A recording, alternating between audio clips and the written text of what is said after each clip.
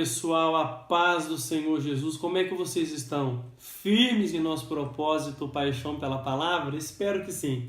Hoje nós vamos falar um pouquinho de Gênesis capítulo 12. Esse texto bíblico é especial. Você precisa, nesse dia do seu propósito, dedicar um pouco da sua atenção para Gênesis 12. Aqui nós vamos começar uma história que vai percorrer diversos capítulos do livro de Gênesis e que tem um peso que vai sustentar a revelação bíblica e a manifestação do Evangelho, que é o momento em que Deus faz o seu chamado a Abraão, tirando Abraão da terra de Ur dos caldeus e dando-lhe a missão de realmente andar em sua presença, de realmente ser o pai da fé, o pai da nação israelita, aquele a quem o evangelho seria primeiramente confiado. Primeira coisa que eu quero que você observe aqui em Gênesis 12 é a forma como Deus chama incondicionalmente e graciosamente aqueles que ele quer chamar. Eu já mencionei para você que Abraão ele foi chamado numa terra idólatra. Eu já mencionei para você que Abraão não apresenta no texto bíblico nenhuma credencial que o qualifique para ser usado por Deus, diferente de Noé, que foi chamado em Gênesis 6 de um homem reto, de um homem sincero. Nós não sabemos nada da vida de Abraão até esse ponto aqui. Algumas informações adicionais vão ser dadas ao longo de Gênesis e nós vamos ter um parecer de Estevão a respeito da vida dele, lá em Atos capítulo 7. Mas aqui nós vemos como Deus é responsável por chamar pessoas, por escolher pessoas para os seus propósitos e para realmente dar-lhes promessas para que através delas elas creiam e continuem firmes cumprindo os planos e os projetos soberanos de nosso Pai Celestial.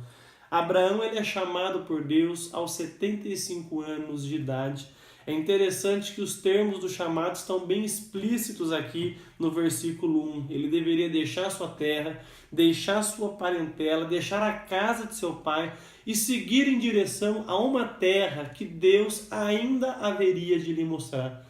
O chamado de Deus, ele sempre tem essa característica de nos convidar a peregrinar em direção àquilo que é invisível, àquilo que não é palpável.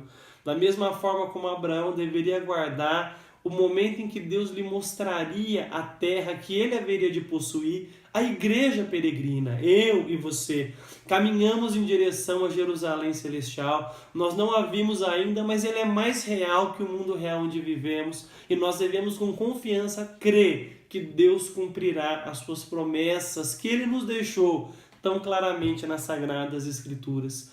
A promessa, o chamado que Deus faz a Abraão deve ser objeto especial do seu estudo nesse capítulo, porque nós vamos observar na continuidade da Bíblia que tudo que Deus faz a partir de agora visa cumprir os termos do que Deus disse a Abraão. O Senhor disse assim, eu vou ler para você, estou utilizando a tradução A Mensagem de Eugene Peterson. Eu farei de você uma grande nação, eu abençoarei. Tornarei você famoso, você será uma bênção. Abençoarei os que o abençoarem e amaldiçoarei os que o amaldiçoarem. Todas as famílias da terra serão abençoadas por seu intermédio. Nós vemos aqui um termo da promessa de Deus, um juramento feito por Deus, uma palavra liberada por Deus, que vai realmente sustentar toda a revelação salvífica daqui para frente. Deus tem um plano de abençoar todas as famílias da terra. Esse plano vai ser plenamente cumprido por um que é descendente de Abraão, Jesus Cristo, o Messias, o Filho de Deus. Nós vamos observar após isso que a Escritura, vez ou outra, recorrerá aos termos dessa promessa para nos apresentar a realidade do Evangelho. Quando Jesus Cristo nos é apresentado em Mateus, capítulo 1, verso 1, ele é chamado de filho de Davi e filho de Abraão, porque é um filho de Abraão que abençoará as famílias da terra. Nós vamos observar em Atos capítulo 3, verso 25, quando é feita uma das preleções evangélicas dos apóstolos, é mencionada essa promessa, dizendo que nasceria um que abençoaria as famílias da terra, novamente apontando para Cristo.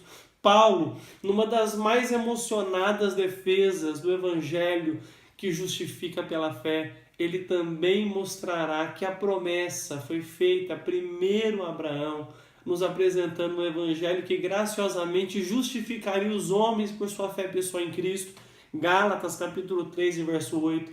Então observe calmamente esse texto em Gênesis 12 e veja como Deus se utilizou dele para expressar, para externar toda a sua intenção de salvar e abençoar as famílias da terra através do descendente de Abraão, que é o Senhor Jesus Cristo. Nós vamos observar aqui que Abraão ele sai de Ur dos Caldeus aos 75 anos de idade. Não quero entrar no mérito da presença de Ló com ele, se foi providencial ou não, se foi determinação de Deus ou não. Algumas pessoas sustentam que aqui foi um entrave ao chamado que Deus fez, mas isso não é importante agora. O que é importante você observar é como Abraão vai conduzindo a sua caminhada. No verso 7, ele edifica um altar ao Deus que lhe apareceu. Abraão é chamado na Bíblia de edificador de altares. Nós vemos no verso 8 que ele ora ao Deus que lhe apareceu. Nós vamos observar que Abraão começa a demonstrar agora uma fé ativa em Deus, uma fé ativa nesse chamado de Deus, em seguir em direção às promessas de Deus, uma fé que deve existir na minha vida e na sua vida. Observe aqui a primeira vez que Abraão desce, que foi quando uma grande fome assolou a terra, e Abraão então desce ao Egito e ali ele instiga a sua esposa Sarai a afirmar que ela era sua irmã, temendo por sua vida, porque era uma senhora formosa, bonita. De fato, Sarai era minha irmã de Abraão, segundo Gênesis capítulo 20, verso 12. Mas a intenção de Abraão, a sua missão foi pecaminosa. E nós vamos ver o resultado trágico disso quando Sarai de fato é levada à corte de Faraó e Deus então pune todo o reino por conta dessa atitude, porque Deus não queria que nada acontecesse. E aqui eu observo a provisão de Deus, a sua fidelidade, o seu cuidado, a sua responsabilidade com aqueles os quais Deus chamou. Deus converteu o erro de Abraão em bênção, para que os seus propósitos soberanos se cumprissem em sua vida. Nós vemos aqui que Abraão ele foi mandado para fora do país após esse episódio com sua mulher e com muitos bens que ele adquiriu naquele lugar, realmente dando continuidade a um projeto que Deus tinha com ele, de fazer com que da sua descendência nascesse a nação israelita e através da nação de israelita o Senhor Jesus Cristo viesse nascer. Que Deus te abençoe, eu agradeço a sua presença aqui conosco no propósito Paixão pela Palavra. Espero você na continuidade desse grande movimento espiritual. Compartilhe esse vídeo, fale desse projeto com seus amigos. Vamos envolver muitas pessoas num retorno, uma redescoberta aos tesouros contidos na Palavra de Deus. A sua vida vai ser abençoada.